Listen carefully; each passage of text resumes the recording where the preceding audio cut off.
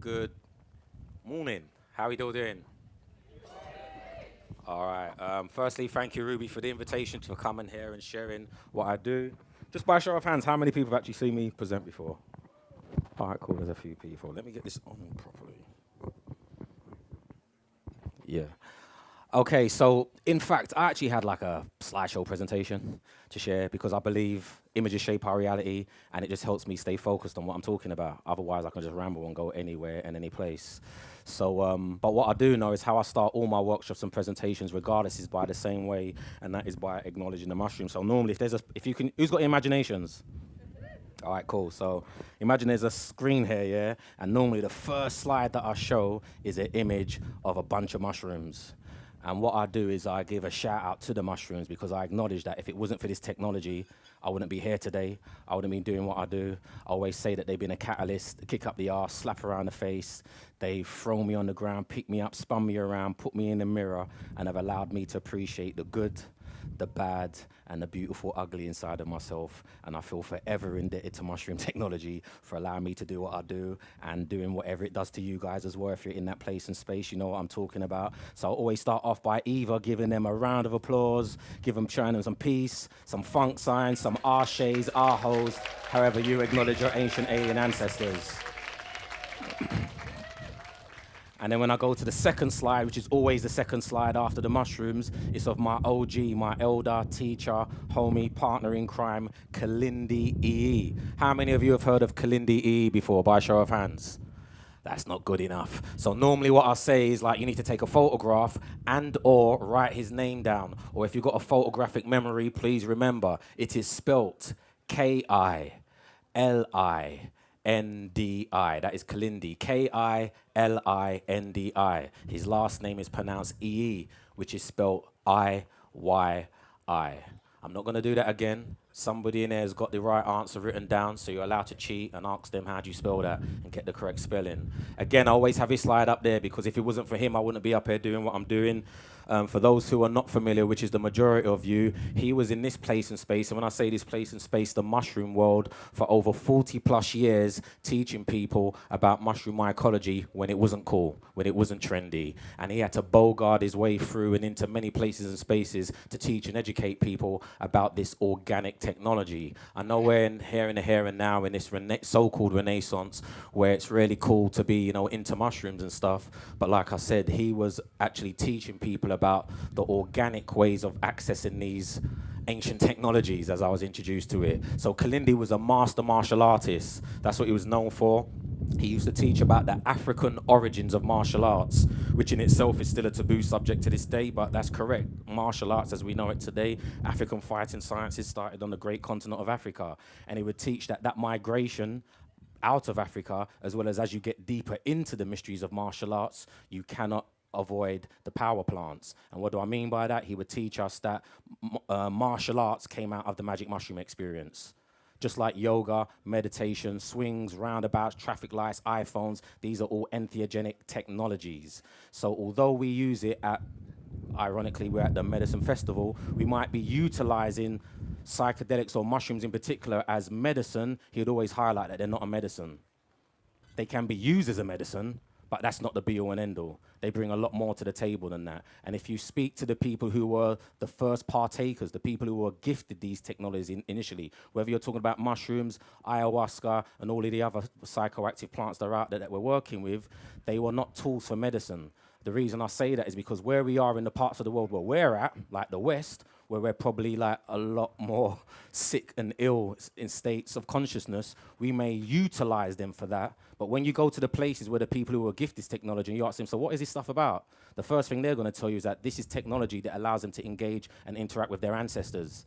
This allows you to work with the unseen. It gives you access to the beyond, into the underworld. That's what these technologies are actually here for. And in addition to that, they're like this technology here. They're like GPS devices. So as far as, they're technologies that we can utilize, just like this phone technology. The same technology that makes this phone work is the same technology that's inside of you. And it makes you work. But we've fallen for these devices. So what makes this phone work is liquid crystal technology. And inside of us is liquid crystal technology that enables us to tap into our Bluetooth, our Wi-Fi's, and our personal hotspots. But we've become so dependent upon that, when we utilize our own technologies, they say that you're schizophrenic or you've got bipolar, and they give you all these things that they give you their medicine for when you use your organic medicine. So anyway, so that's what Cindi brought to the table, these kind of teachings and sharings. So I always start off the workshops by giving him a round of applause, peace signs, funk signs, our shays, however you acknowledge your ancestors. All right, so I was gonna say, like, I should have said it at the beginning, like, basically, I've got my slides on the phone. I'll say, if you got an iPhone, like, I could have just, like, airdropped everybody the slides, but utilizing that technology, but we're gonna use our own telepathic and intuitive technologies, and you're just gonna see these images that are on my phone, and I'll do the best to just share. And it's just giving me some reference to kind of go with the flow. So how many of you are actually aware that you are mushrooms having a human experience? By a show of hands. All right, that's like not enough of you. How many of you are like, I'm not too sure? All right, cool. And how many of you is like, that just sounds ridiculous? Like, get out of here with that shit, man. All right. So, like, I'll say that to say that if I had to go to court and defend this case, I'd feel really confident about it. And, like, that's what I hope, that's what was the kind of, like, the introduction of me when I started putting these slides together. It's like, yo, I'm going to go to court and defend mushrooms. And why is that? Because I think mushrooms get a bad rap. By day, I'm a teacher, I'm an educator, I work in schools, I work with young people. I actually have a background in creative arts. That's what I started off teaching young people. And as I got inspired to work more in horticulture and working with plants and stuff, I started working with young people in teaching horticulture, organic food growers, setting up local food enterprises in the community. I used to work primarily with young people who've been kicked out of school, just come out of prison and stuff like that, so-called hard-to-reach communities. And my goal was, because most of them were getting in trouble for selling drugs and stuff like that, so for the most part, my goal was to get them from selling weed bags to salad bags.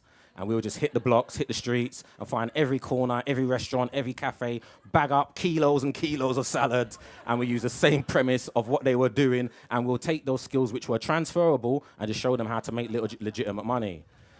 All right, cool, yeah, man.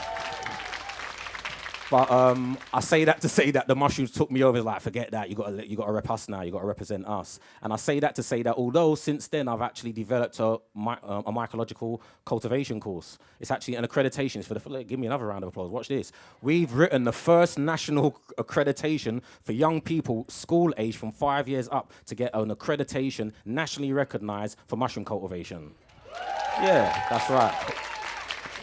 So that was the journey. I went from just like being in creative arts, working with, horticulture, food growing, and eventually got inspired by the mushrooms, just like fully dedicate my life to them. Because then I realized that I'm actually a mushroom out here. And what better job to have than be out there, being a disciple for the mushrooms. So I say that to say, when I'm out there and telling people, they're like, you work with young people, like, what are you teaching them? I say, I teach about mushrooms. And the first thing they say is, you got to be careful with mushrooms. Mushrooms are deadly. There's poisonous. Do you know there's mushrooms that can kill you?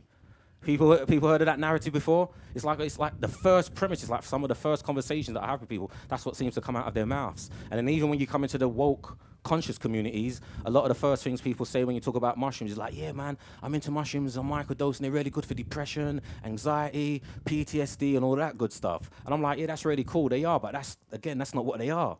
They can be utilized for that, and I think we do a disservice when we create this narrative around what we utilize mushrooms for rather than what they're actually here for. And they play many different functions, and I know we're at the medicine festival and many of us may be interested in psychedelic mushrooms, but again, we wouldn't be here without mushrooms. How many of you know that? So then you would know that mushrooms are I'll give it to you in different ways. So mushrooms are the creators, the sustainers, and the destroyers. Anybody familiar with the Trimurti? All right, then you understand, because that would be Brahma, Vishnu, and Shiva, the blue mushroom gods. How many of you know about the blue mushroom gods? No one. No, you all do. See, this is what I'm saying. I wish I had the slides up, because I would have showed you the slide and you would have been like, oh, the Smurfs. Yeah, the blue mushroom gods, because it's all been hidden in plain sight.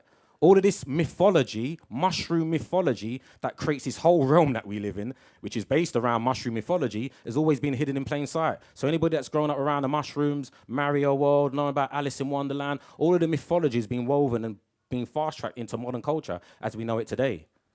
So when I tell you that mushrooms are the creators, the sustainers, and the destroyers, I'm also flip it with my young people. I'm like, mushrooms are the party starters. How many of you know that they're the party starters? I hope so. So many of you may have been out in nature. I'll give you an example. So when you go out in nature, you might find a log. Who's been out in nature? Like we could go around this forest here and you're going to find a log just on the ground. And when you roll that log over, what are you going to find?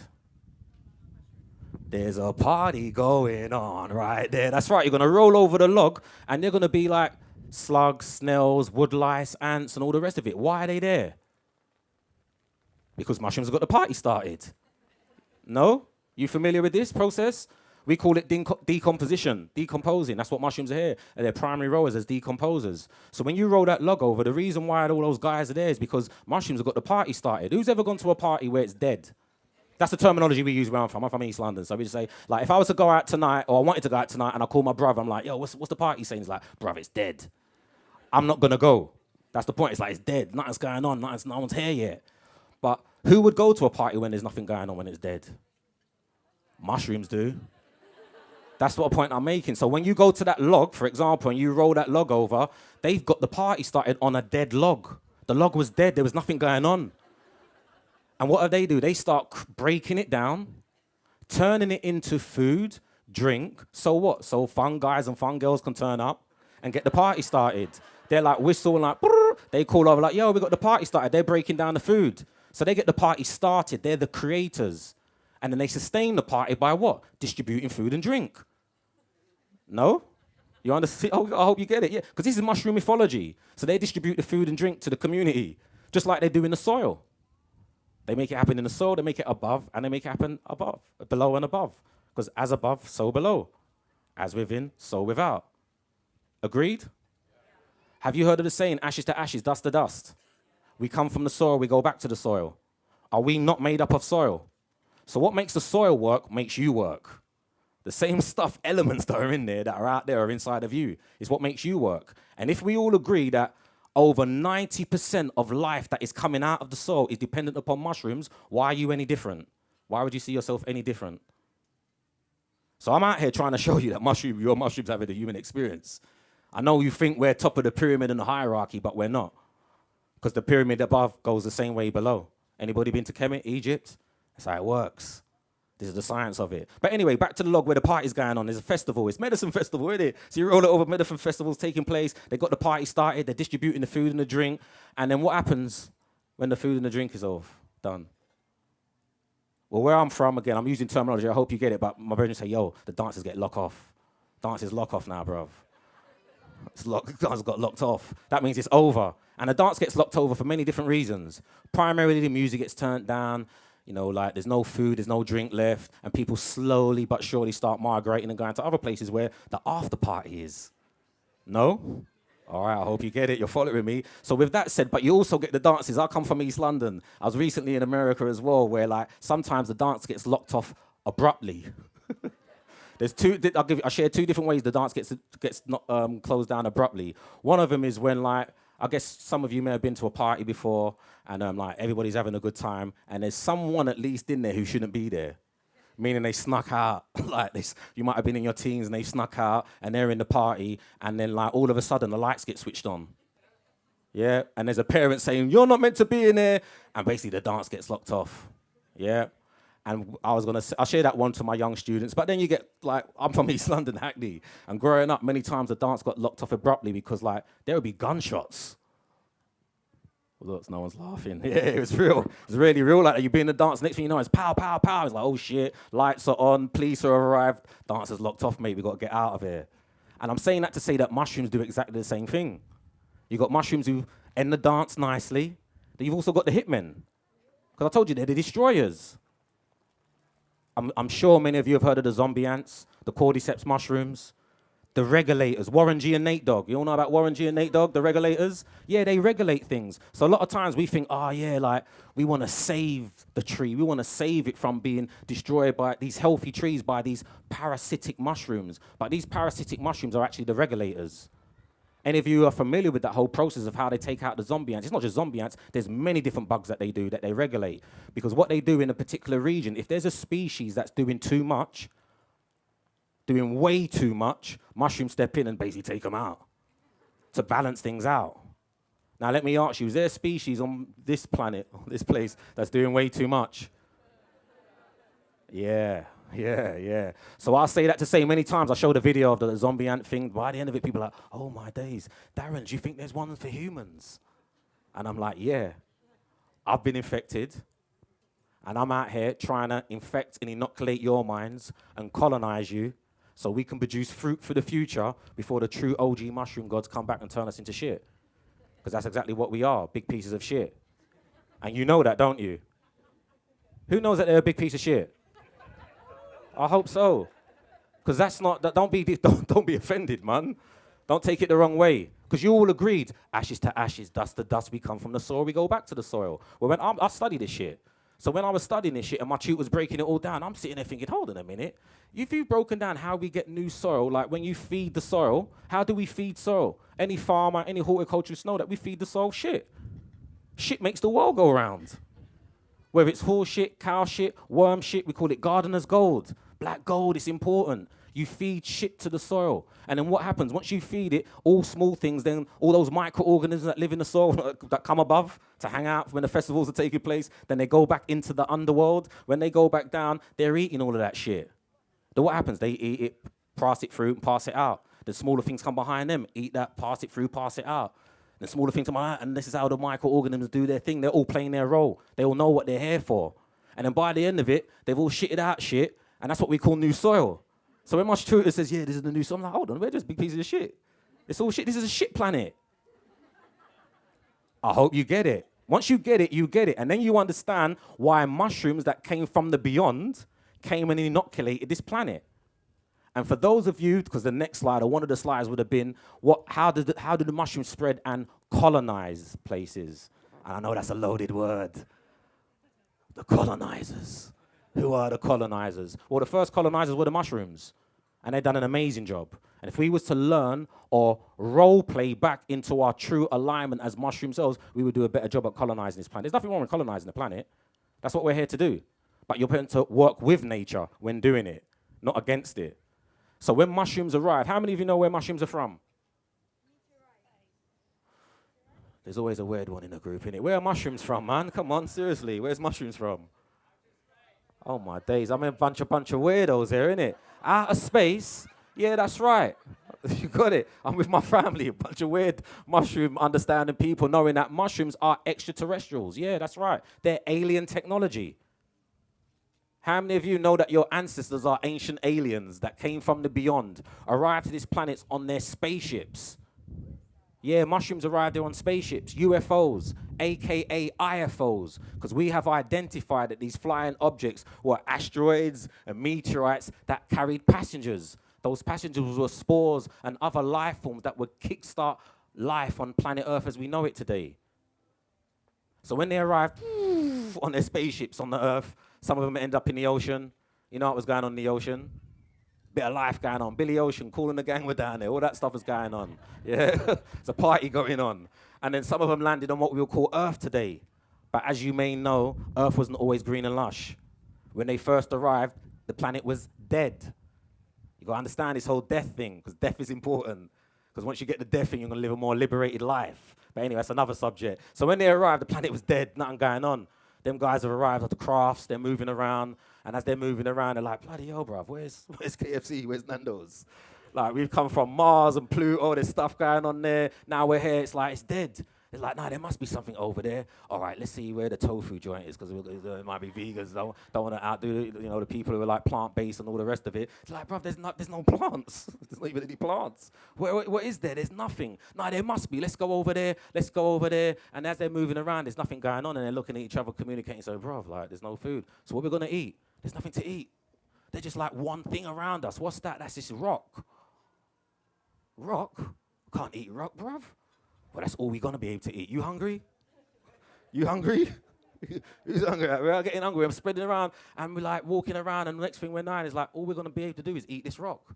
And you know what happens when mushrooms eat rock? They shit out soil. That's right. They're the soil creators. Mushrooms created soil. So as they're moving around, colonizing the planet, they're shitting out soil. So that 500 plus million years later, the first primitive plants could start evolving. Lichen and moss and all these guys that are part sea plants and part mushroom. And they start colonizing the planet. And then a few million years later, who comes out of the soil? Us. I'm here to share if you didn't know that we are just an extension of this extraterrestrial project that started millennium ago. And it might sound far-fetched. Science is just catching up with mythology because mythology has recorded all of this.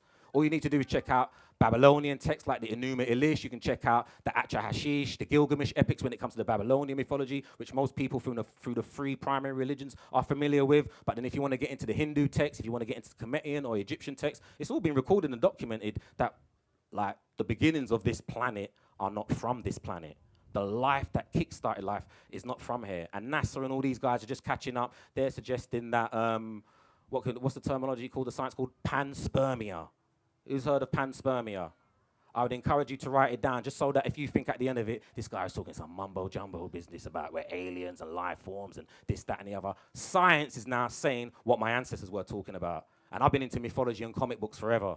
It's been in the comic books, folks. Like, if you're into, who's into comic books?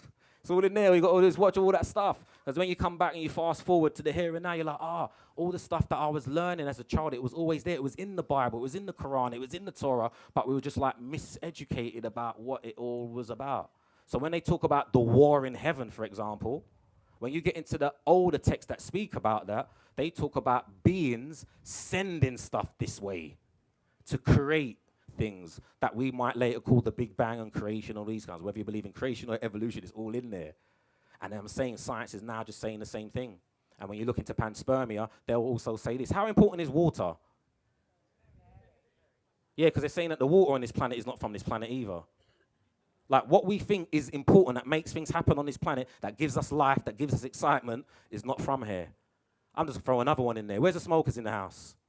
Marijuana. Where's the marijuana smokers? Okay, so you know that they found THC on meteorites. Yeah, in Nevada. They've been doing these tests. Well, that was in 2011. It's not even, it's old news now. So what we're finding out is all of the things that make life happy on planet Earth are not from Earth. It's an extraterrestrial project, folks. I hope you get it. But anyway, back to it. So mushrooms, they've arrived. They've colonized the planet. 500 million years, all this other stuff has come out. Where's my mushroom cultivators at? Bro, I see you, family. That's right. So anybody who knows just a little bit about mushroom cultivation will know that the idea is that we're going to create a substrate and we're going to inoculate it with our mushroom form so that the mycelium can colonize the substrate. I'm here to let you know that when those spores arrive from beyond, they inoculated the planet and have colonized the planet. The mycelium has embedded its way through the planet and is the mother, the matrix, the material, the great matter, great mother that makes all this shit happen. And you said you're from the soil. We go back to soil. Everybody's. I'm just leading you down this path here. So if we come from the soil, the same thing that makes that soil work, the mycelium network, is what makes us work. What's the mycelium inside of us? Thank you. The central nervous system works and operates in a very similar way. And then as you get to the crux of it all, the cap, where we sporulate all these ideas and make shit happen, that's how we make those connections. And if we were still connected, which we are, whether we know it or not, like it or not, but if we consciously tap back in and reconnect, we can tap back into the central nervous system of the planet, the motherboard, the hub, the great mother, who bears her child, her fruit, her son, who comes up to save the world and dies and resurrects 3 days later and pops up again. Who's heard of that mythology before? Yeah, Persephone. Inanna or Ishtar, later to be known as Jesus. Because mythologies all around the world talk about the same thing, about their deities, their fruit, the spring, who dies, resurrects, and comes back and spends 3 days in the underworld to resurrect and come back again. How many of you cultivators, you know, when those mushrooms pop out, how long are they popping up for? I know different mushrooms at different times, but our fruit that we're interested in. There's loads of fruit. I'm not here about all mushrooms, but there's a particular fruit that I'm really invested in. And when it fruits, it's up for a few days, then it's gone again. And you've got to understand this mythology is being woven into today's culture. And part and parcel of who you are. And if you understand that you are an extension of this motherboard, you're a hub, and then you take the technology The USB data key. That's what I see mushrooms as. They're USB data keys. Do you know why they're USB data keys? Because they're able to capture, oh, look at you. They're able to capture light code information. Do you know what light code information is? It's what makes this planet run, yeah? All right. Plants use it, they photosynthesize it, everybody uses it, all right? So this light comes from the sun, which some people say, our elders talk about, or my elders at least talk about, the sun gets its light from the sun beyond the sun. Who knows about the sun beyond the sun? Oh, yeah. So Sirius, like the Sirius star system and stuff like that. Because the elders, they talked about this stuff. So that's where our sun gets its light from, and then eventually it arrives to this planet, and then we absorb that. And there's some organisms that are able to absorb that as well. And when they capture that light code information, AKA data, they store it. And then you as a computer, you take on that data, you plug the USB in. And then you're able to receive the information and process it. If you're given the right software and stuff like that, you've got the right applications and all the rest of it. But if you've been given misinformation, wrong apps and all the time, it's like, it's going to be like, it might throw you off. And then we might say, I'm having bad experiences, or they're bad, it's negative, I had a bad trip and stuff like that. But you've just got to know how to process the data and information. So do you know why mushrooms are able to capture this light code information? Because they're the only ones that can basically do it that are non-animal apart from us, pretty much. All right, let me go backwards to move forwards. Who's bought mushrooms from the supermarket before? All right, cool. I want to get everyone on the same page here. So now when you go to the supermarket and you buy mushrooms, they're gonna be like, these mushrooms have got what vitamin inside of it? Loud and proud. One more time. All right. Where'd you get vitamin D from? Are you sure? All right. So I just want you to follow me. So sometimes they fortify these mushrooms. Although you can buy your store-bought mushrooms and just put them out in the sun, and they're still able to capture this light code information and data. And then they give it to the mushrooms. The light code goes into the mushrooms, and then you eat the mushrooms and you get your vitamin D. That's what we call it, vitamin D. That's one of the elements or one of the light code bits of information that it provides us. But there's many other things that it provides. But science is now suggesting that vitamin D is really important, because if you don't have vitamin D, what's going to happen?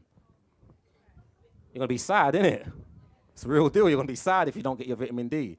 You're not getting enough sunlight. And there's many people in parts of the world, in all honesty, where they shouldn't be, where they're not naturally from. And they suffer from this quite a lot. So then what science is now saying is that we've discovered what makes these mushrooms really powerful in being able to capture this light code information and store it and then provide it to the planet. And they're saying that this is about to transform the healthcare, bioremediation, technology, full stop. And do you know what that is? You might want to write this down. I was like, I don't want you to believe me. I want you to go out there and do the research. Because when I'm doing the research, I'm like, I can't believe this shit. So what they're saying is that what makes mushrooms super powerful and being able to capture the only non-animal. So where's the vegans at? You know, you need your vitamins, don't you? And you can't be eating all these meat products and stuff. So they're saying, mushrooms are an amazing alternative. They're not the alternative, they're the one, they're the primary ones, if you get it. But they're able to capture and store this data and information, and they're referring it to the science is known as fungal melanin. Has anybody heard of fungal before? Root word, fungus, fungi. Has anybody heard of melanin before? All right, you put that together, and that's what they're saying, what gives mushrooms their power. Google it right now if you don't believe me. Like, I'm not making this up. Because there's some people who know about it and they're saying, like, you're just saying that because you've got loads of melanin. You're trying to make it out. You just want to be a mushroom and you're just making stuff out and putting it all together. I'm like, I'm not, bro. Like, this is just what the researchers suggest is what I'm researching and finding out. So that's what they're saying that makes it, and they're saying this is about to transform like many different levels of our society as a whole. But anyway, let me go back, because I'm just drifting, I'm just talking shit now. I'm a bigger shit talker. So I just want to bring you back to these connections with mushrooms, why are mushrooms having a human experience. So just to confirm, you all know that you're big pieces of shit, yeah? You acknowledge that, great. So how many of you breathe?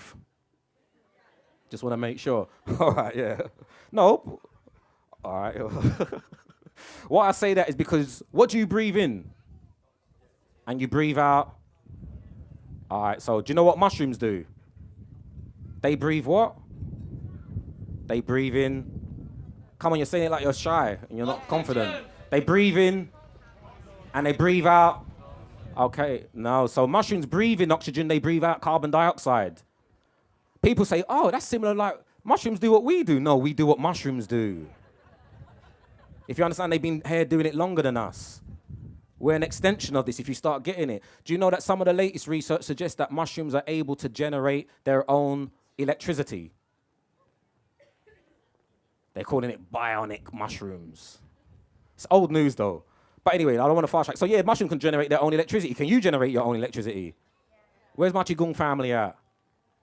1, 2, 3 is not enough of you. Yeah, man. I practice Qigong every morning if I can, every other morning if I can, and I generate my own electricity. I'm reminded of this energy that I've got inside of me. Some people call it Chi. Some people call it, Kundalini energy, depending on what you're dealing with. But these life force energies that are inside of us that we can generate and activate. Mushrooms have the same energy and they're able to do it. And what they're suggesting is now that with these bionic mushrooms that they can light lights and they can generate large devices in the very near future. And it sounds very futuristic, but at the same time, it's old news. Because has anybody heard of the Ankh? The Egyptian Ankh. I wish I had the slides up, man, just show you. Because people say, I've seen it before. So if you've seen the Egyptian Ankh, you Google it, you see it's like this dome at the top, and there's a bottom half of a stem. It looks like, some people call it the Egyptian cross. So when you see it, the dome at the part, I'm familiar with the Ankh. People say, that represents the feminine or the heavens. The cross-section of it represents the earth plane and balance, and the lower part represents the masculine and the underworld and the penis. And if you understand Egyptian Osiris, he represented the penis, who resurrects or erects, who rises in the morning with the sun. Who's familiar with it? Yeah, because it's all mythology. And then we talk about big heads and little heads. I don't want to lose us, but anyway. It's all part of mythology. If you get into the mythology, it's all been coded. So what you're seeing, people wear the Ankh, and they say the Ankh is all to do with like charging up electromagnetic particles and stuff like that. If you get yourself a copper Ankh shaped in that way, which is very similar shape to what we would call an oscillator, batteries and stuff like that, they were saying that, the ancients were dealing with this stuff. And although it sounds futuristic, this is like thousands of years old. Now, if you could see the Ankh in your mind's eye, this dome at the top with a stem, a dome at the top, a cap with a stem, it's like a mushroom. And if I was to say to you, the Ankh is the mushroom, people say, get out of here, man. You're forcing it, Darren. You're just trying to make everything mushrooms. I know, you're walking around, you see people with umbrellas, lampshades, it's all fucking everything's mushrooms, you get it. It's all just mushroom technology, it's mushroom blueprints. But when I show you that in the ancient world, it was all part of the mystery system, the mystery system of ancient Egypt, or Kemet, better yet, where the Ankh was known as the key of life. Now, without getting too deep into that and losing people, if you're not familiar with that, just check it out yourselves. But I can honestly tell you that I've been interested in many things in my life, many, many, many things in my life to get me to where I'm at to now. And I can say wholeheartedly, without a shadow of a doubt, the key to my life at this point has been mushrooms. And there's been no other key that has opened up what it's opened up. No breath work that I've done, no meditation, no tantra, no dream work, no lucid dream work, no art, but I'm trying to do it all. I've been doing it all, interested in all that stuff. When the mushrooms came around, I'm like, you're the key. And then when you get to ancient Kemet, or better yet, when you get to the mystery system for ancient Egypt, and you're saying that they've got this Ankh, this supposedly copper metal rod, but they put it in, they're placing it in the mouth of the initiates. Why would they be putting like a metal, just like you've got chains on, why would I be putting a chain in your mouth for? Because it's all been coded and hidden in plain sight. And that same Ankh, the key to life, we've all seen it, and where's the role players at? Let's do this, let's see, where you at? One, come on, I can't be at a festival, there's just one role player. Where's the role players at? Come on, there we go. Because if one thing you need to learn is not to role play, and one thing I want to teach you today is to role play mushrooms. And let me just expose you. I'm going to expose you guys. Who celebrated Christmas before? People putting their hands up quickly and down. Yeah. So that means you're role playing. That's a role play. You know that. It's role playing. Yeah? All these games that we play and roles that we play are role playing. So if you figure that Christmas is a celebration of the birth of Christ. Yeah? And then we also celebrate it mainly in Easter, his death. Yeah? And then what we're understanding is that in Kemet, the key to life, when they're passing the Ankh, is all to do with what are rites of passages of death. Because the mystery systems all around the world are all to do with death. Because once you face death, dance with death, tango with death, you will live a more liberated life. But all of you, in some shape, form, have seen it or participated in this ancient African juju ritual before, whether you know it or not. How many of you been to church? How many of you participated in Holy Communion? How many of you, when you participated in Holy Communion, actually communicated with the Holy? Because that is the purpose of the ritual, of the ceremony. But I know what's happened. They've removed that active ingredient that would allow you to communicate with the Holy and have replaced it with a wafer. Yeah. And although they might give you a bit of wine, it's not enough, is it? It's not enough. Because that would be the ancient Egyptian ritual or rites of passage where that key, that Holy Communion that you would be placing in the mouth in that ceremony would have been a mushroom. And that red wine would have been fermented with blue lotus. And that is the ritual and ceremonies that they do in the ancient Kemetic or Egyptian practices that have transferred all the way into all cultures all around the world. And everybody does it, whether you know it or not, but they've taken away those active ingredients. And then that would allow you to understand why people like John Allegro would say that Jesus is a mushroom. Who's familiar with John Allegro and his works, The Mushrooms and the Sacred Cross? There you go. Many people say, his works, we can't prove it, and this, that, and the other. Like I said, I always say to my people, don't throw the baby out with the bathwater. If you know that Christianity, without no disrespect, has been lifted from older traditions, then you find out what the older traditions were on. Just know that Christianity is just a later version of these older traditions, and they just remove some of those active ingredients. So when John's saying Jesus is a mushroom, and you know that, well, Jesus corresponds with Horus, or better yet, Heru. Or if you look up, let's think about it, all the blue mushroom gods, like Krishna, Christ, Krishna is where you get the word Christ from, Krishna, blue mushroom god, he's a mushroom god. Buddha, the laughing blue Buddha. Why is he laughing? Between the Smurfs, Buddha, or Ptah, people familiar with Ptah? Or you might have heard of him, Saint Peter, who's the rock of the Roman Catholic Church. When you go to the Vatican to his sacred shrine, there's a mushroom there. You're going to realize who's basically role-playing the original popes or priesthoods of ancient Egypt, who was Ptah, later to become Peter, who later becomes the pope, who later becomes the priest on Sundays in your church, doing the same ceremony. It's a mushroom ceremony, which allows you to become Christ-like, Christ consciousness, Krishna consciousness, Buddha consciousness. The technology is captured light code information that allows you to have this universal consciousness. Now I may be drifting, I might be losing. I don't know if we're all on the same page. But I'm just here to let you know, I'm just giving you, your mushrooms having a human experience who are meant to reconnect, use this technology to reconnect with your higher true selves.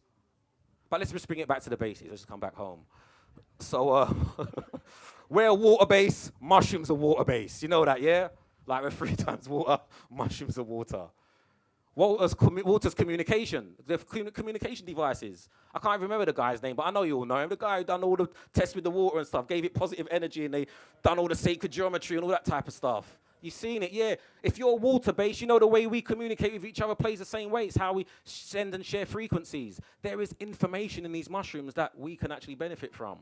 Now, I'm talking about psychedelic mushrooms a lot, but I'm also here to let you know that all the mushrooms play a big part, because we know mushrooms as the soul creators. As I said, they get the party started, get it all started. They facilitate in supplying food. They give us food. How many of you like mushrooms for food? Great. How many of you eating lion's mane? That's what I get my young students to do. I'm like, yo, do you want to, who wants to be smart? That's what I tell my young, because they're like, mushrooms, I don't like mushrooms, so don't taste nice. I'm like, do you want to be smart? And like, I says, yeah, because if you want to do well in school, school's all about remembering. You don't need to be smart. You just got to have a good memory to be in school. I'm a teacher. I've worked it out. When I'll teach you, you don't have to really know it. Just remember it. If you've got a good memory and can remember it and pass the exam, you pass. And that's all you got to do. Eat loads of lion's mane. It helps you with your memory. But the problem is, in our world, because we're dealing with sickness, we want to see everything as a medicine and use it at the end. When you've got anxiety, when you've got dementia, all these things, like, no, mate, have it now to keep building and build your brains so you can be smart like me, a mushroom. When I was a human, I wasn't smart. Now I'm smart because I'm a mushroom. That's right. But again, we don't have to wait till we're on death's bed. Why death's bed? I like death, I really do, I embrace it. But at the same time, why do we need to be on death's bed before we start building this relationship with fungi? Why do I say that? How many of you heard about the trials that they've done with the cancer patients? In the States? No, do your Googles, man. Cut a long story short, there's a documentary on YouTube. It's called Understanding Psilocybin. It's free on YouTube, watch it. It's like an hour plus long. They're basically there with these cancer patients. We know cancer, #1 killer. People everywhere around the world has been affected and impacted by cancer. So they're giving these cancer patients at the last resort, they're saying, bruv, you're going to die in 3 months, 6 months, however long it is. And they're saying, look, we've tried everything. I'm now getting anxiety. I'm getting depressed because of this information that you've given me. It's throwing me off. And the family like, yo, this is like really distressing all of us. What are we going to do? And they're like, well, the last resort, you know what the last resort is? We're doing these trials. You can try these psilocybin mushrooms. So what's happening? These cancer patients are taking the psilocybin mushrooms. They're going on these 6, 8, 10-hour voyages. And they come back. You got to watch the documentary. And they look at their family members and they're like, the family's like, oh, we're really scared and nervous. Is everything right? Are you okay? And they're like, I'm going to be fine. Bruv, there's an after party over there ready waiting for me. I'm going to be all right. I'm more concerned about leaving you guys behind in this hell that you're living in. I'm fine. And I'm just saying that to say that we shouldn't have to wait till we're on death's bed before we're doing it. Why I say that is because we, in indigenous cultures all around the world, even here in this great land, you would have had this stuff before you reach adulthood. While you've entered puberty, you would have had your experiences. You wouldn't have waited till you're having a midlife crisis, depressed, anxious, back against the wall, before you see mushrooms as the way forward, as the key. We knew this from back in the day, so there's no way that you would have got into adulthood without having your magic mushroom experience. This would have happened when you're 8, 9, 10, 11 years old, consciously. But before you consciously took it, you would have actually been delivered with this. You would have been conceived with this. You would have been downloaded with this. And what do I mean? Downloaded. Yes, we were downloaded down here. Parents would consciously take mushrooms and invite their children to come to this realm. And once they've accepted the decision that, yeah, this is the family that I want to join, and they've come through, their mothers would be what we would call today microdosing, because mushrooms and these plant technologies are a way of life. All the research has already been done. All these trials that they'll be doing there, it's old. It's old news. If you understand the people who are gifted this stuff, who are the gatekeepers, they know this already. So the mothers would be just ingesting this stuff, grooming the child, communing with their child while they're in the womb. For example's sake, amongst the Khoisan people and certain tribes within Africa, what would happen is now mother's bearing a child, about to give birth. Do you know what happens when it's time to give birth? I know what we do here. I've had 2 children, not actually myself, but they've come from me. Anyway, we're like, you ready? Let's get to the hospital. We're driving, or you call the ambulance, you get to the hospital. Now, in these cultures here, in fact, I don't want to get, it's not the San, but but there's an indigenous tribe. Basically, what happens is the mother packs her bag. The mother, by herself, packs her bag. The 2 things she has in there is mushrooms and weed. She goes to the forest and gives birth by herself and comes back a few weeks later. She uses the mushrooms as a tool for communicating and navigating, because anybody who knows that when you're in the real life, like tonight, if there's no lights in there, we ain't going to be able to see, are we? But if you dose up, mushrooms give you your night vision. It heightens your senses. So you're able to navigate those terrains. It's used as a pain relief, just like marijuana is, or the cannabis is used, and then they return and deliver the child to the village. So once the child has now been birthed, the mother is also taking these stuff, mushrooms and other plant technologies, and the child will be getting it through the breast milk.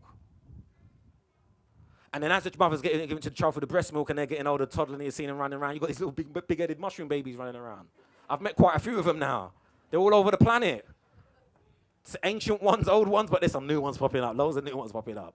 They're all running around. People call me, yeah, man, me and my woman got together. We got jiggy with it. I'm using mushrooms at the time. We've been giving it to them and meet this little big-head mushroom child of mine. I'm like, yeah, you can tell the shapes of their heads. They've got these little mushroom heads. It's obvious. Anyway, the point that I'm making is that these children are growing up, and then it's by the time they hit puberty, 9, 10, 11, it's like, now you're going to be aware of this stuff. Fully aware. You're going to go learn how to identify these things, find them in the forest. They are tools for technology. I share with my young people a perfect example. I left mine in the car. But who's seen those young people, where I'm from in East London, and they've got like the little bags over their side? Yeah, I hit it. They've got 1 or 2 things in there. There's like 1 or 2 things there. There's like a gun, drugs, and money. Those kind of things are in that bag. But that's exactly the same things that indigenous people have got. They got their weapons for warfare. Because I'm just here to let you know that mushrooms are not all about unicorns, bubbles, and rainbows and stuff. There's a warfare element to mushrooms, for sure. So anyway, in that, and they got their drugs, their sacraments, for lack of a better, if you want to use those politically correct terms. And then they're going out, and the same thing they're told is, you got to go out there and get a lion. Come back with a lion.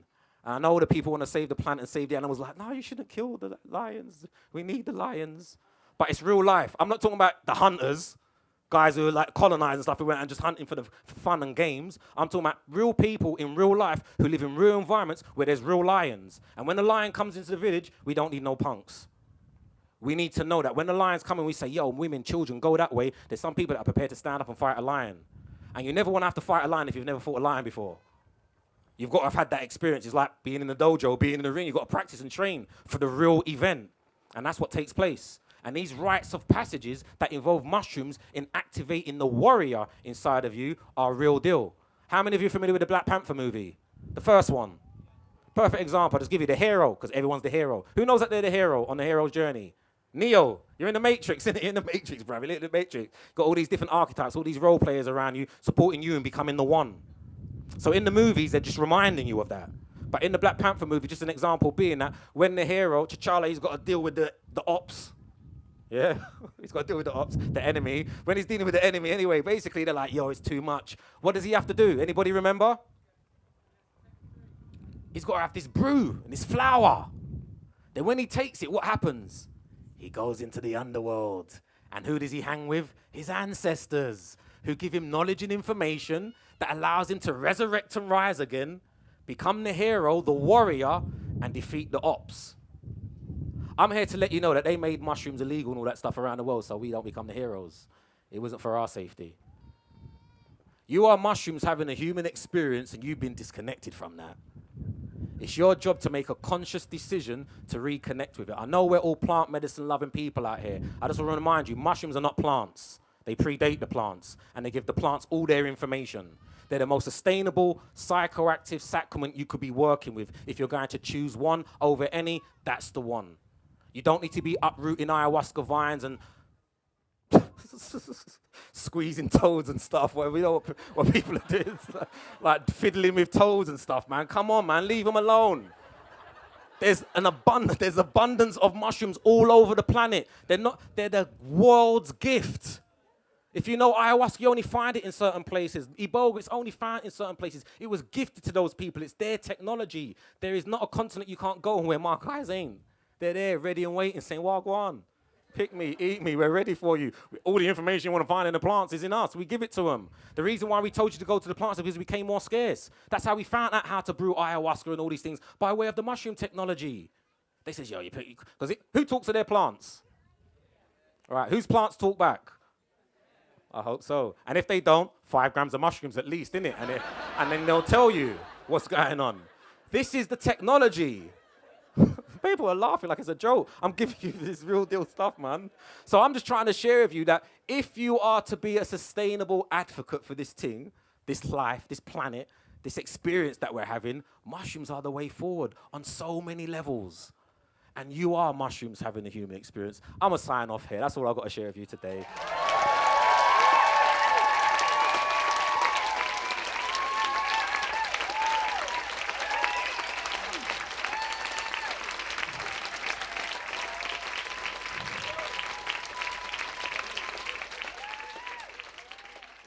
Thanks so much for that talk. I wondered if you had any insight on the theory of the mushroom ape theory, where the reason we have that consciousness that other animals don't have, there's this idea that the monkeys ate mushrooms. You know more than me, so could you just... Yeah. What I find interesting about that theory hypothesis is that anytime when it comes to Africa, we're talking about monkeys and apes still. So what I like to do is go to source. So if you go to the people who are from those regions and hear what they've got to say, they actually talk about being here prior to all of that, arriving with the technology, being the people who seeded this planet. So to go as far as saying that other species don't have this consciousness by way of it, I would also say that's misinformation. They do. Like, we are the least conscious species at the moment connected to this matrix, this motherboard, this, so for those who are not familiar with it, like slugs, snails, reindeers, sheeps, cows, all these guys are all eating magic mushrooms as well. When the sheep are in the field and the cows are in the field, don't think they're walking saying, oh, there goes magic mushrooms, let's not eat those. We don't want to eat these ones. No, they're eating it and they're tripping as well. This is why when you go into ancient Kemet and you look at the glyphs, you see that there's cows in the underworld. Why are cows in the underworld? Because they're the gift bearers. In Kemet, we call her Heteru or Hathor. In India, she's known as Lakshmi. No? They're the gift bearers, the cow goddesses. Holy cow. Sacred cow. Because these early people, going back to it, were cow cults and bull cults. Wherever you go around the world, they were pastoralists. They followed the cattle. So as they migrated down onto the pastures and started working closely with the cattle, once they're eating the grass, the DMT grass, and they're shitting out because shit is divine. And then what's growing on the shit is those sacred fruit. And they're partaking in it. So I agree that there is a role that mushrooms have played in our evolution, in our creation and evolution. But it predates, or once it predates, it has a lot more to do with, there's a lot more to the story than we get than what science is suggesting, and Terence McKenna and the others who have suggested these hypotheses, which I'm all for, but like I like to do is go to source and hear up like my hand. So in the place where we can go to is where the little mushroom people are from. Who knows about the little mushroom people? The small people, so-called pygmy people, who later become the pixies and the leprechauns and all that of our mythology.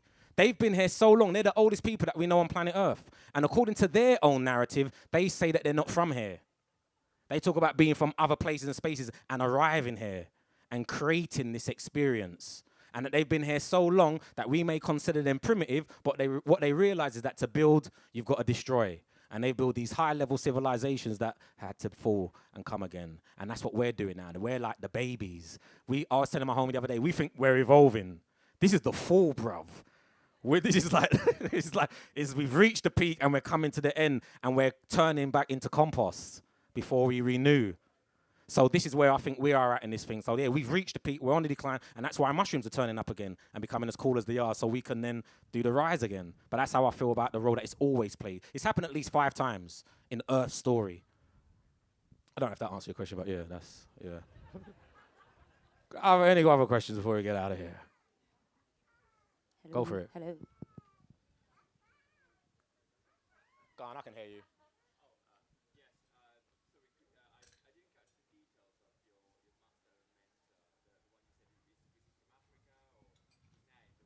Cindi K. So my teacher, friend, homie, partner in crime, Cindi K. He is no longer here in the physical form. He made a transition just over 3 years ago, but he was originally from Detroit. Detroit, 313, 7 Mile, all that good stuff. Killindi. One more time. Killindi. His last name is Iyy. He's the only person on planet Earth with that name. Google will just line it up for you. YouTube will line it up for you. And please, that's how we keep the ancestors alive, by keeping their names in our mouths and speaking on them and all the rest of it. Because where do the ancestors go when they die? Inside of you. That's why when you take the technology, you go inside of yourself and you will then meet and greet them as they're ready and waiting to be. Anyway, any other questions before we get out of here? Hi, Oh, hey. thank you so much. If you think we are mushrooms having a human experience, do you think there's a chance God is having a mushroom experience? Or maybe mushrooms having a God experience? Yeah, something like that. As above, so below. So yeah, there's multiple levels and layers to this. I don't have all those mysterious answers. I'm just dealing with this very low level of information down there. I just know that we're big pieces of shit, and like we're mushrooms because the mushrooms come from the shit, and it's like that basic for me. And when we get into the God thing, it gets a bit misty because then we get into like, what is God? And all that type of stuff. And I don't want to play these God games. But yeah.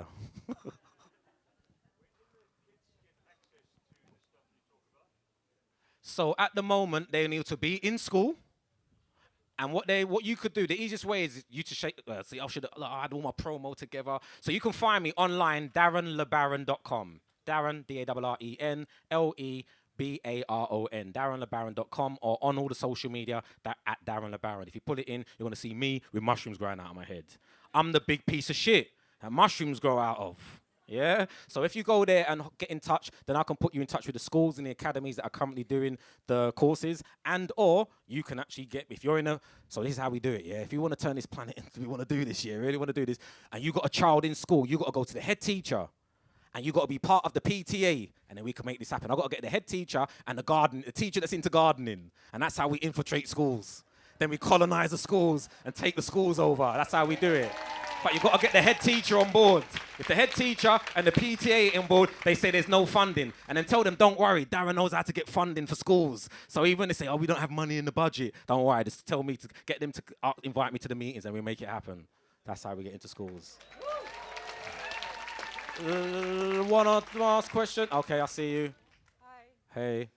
I was just wondering if there is any research done about how, like the new kind of man-made electromagnetic frequencies affect mushrooms, as they are electrical beings, and these frequencies affect us. Do they also affect mushrooms in like a detrimental way? Is there much evidence? So in all honesty, I haven't done in-depth research on that, but I'll just share this with you, yeah? Because this is what I feel. This is just my feeling, so it's not science, yeah? This is how I feel based on mushroom downloads and shit. So basically, mushrooms eat shit and clear up shit. Research has been done where they've cleared up disasters, nuclear disasters. It's suggested that even these mushrooms that are clean up the nuclear waste are then able to be used to clean things up. What am I going with? Mushrooms. Have we still got a plastic problem on Earth? These are some of the frequencies or energies on plastic. Mushrooms can eat plastic. They can also turn that into good stuff. What am I saying? Mushrooms are transformers. I'm out here, I don't want to get cocky with it, like, don't be worrying about these, eat mushrooms. And you're going to transform yourself. Like how many of you, we know there's a plastic problem, yeah? And we're trying to sort it out. How many of you eat plastic? Everybody, blood. If they say on average, everyone's eating about 5 grams of plastic every week.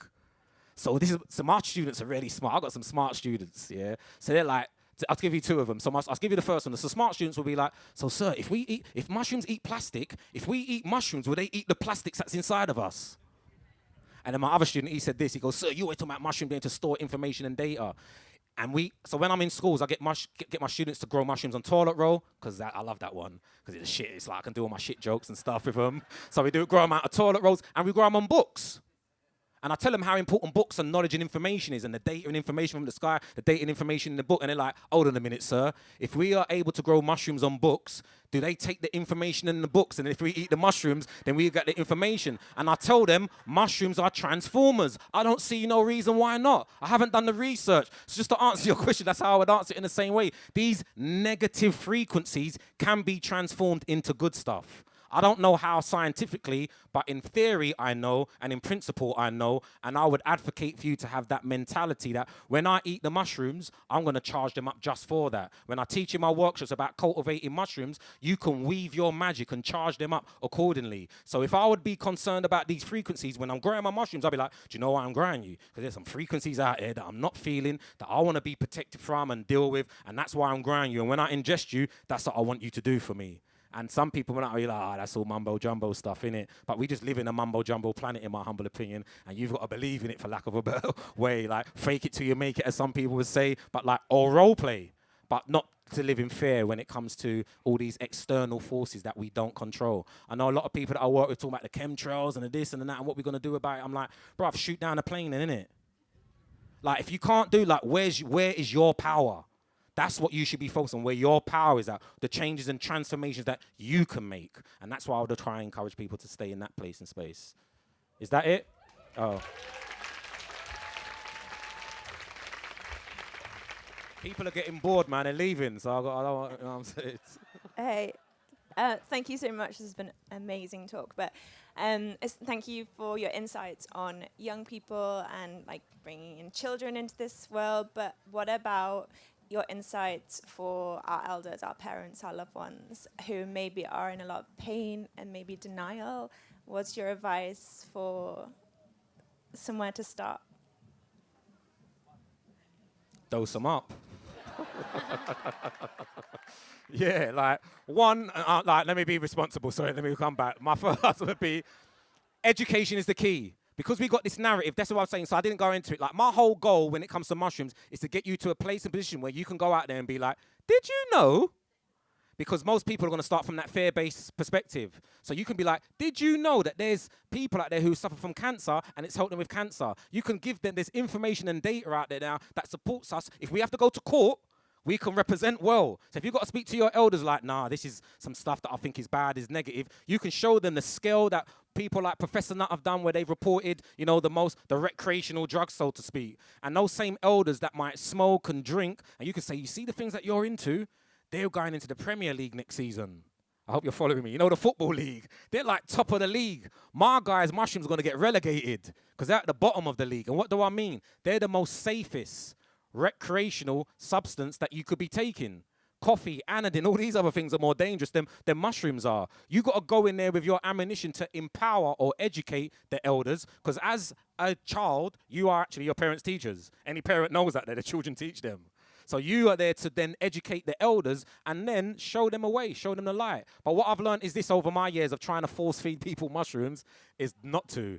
And just be a living and breathing example and embodiment of what mushrooms are. And over the years, when they think you're going to go crazy, you're going to go mad, you're going to jump out of buildings, you're going to be running down the street naked and you don't, and you're cleaning up your life and sorting your act out, they're going to be like, bring the mushrooms. I'm ready for them now. And I could say that to say that I've had elders in my community, in my family, do exactly the same thing. Where I was trying to get them on it, and after a while I realized the mushrooms reminded me, like, bro, like, what are you trying to do? Like, just don't do that. Do this. And that was just be me and be an example. And I could say that I've got elders in my family and now saying, oh, I saw on the TV that mushrooms are da-da-da-da-da-da-da.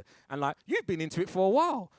Tell me more. And that's your window to then and give them AK-47 mushrooms with information. Like, allow them to, but don't force it on them. But education is the way forward, man. Empower them with knowledge and information.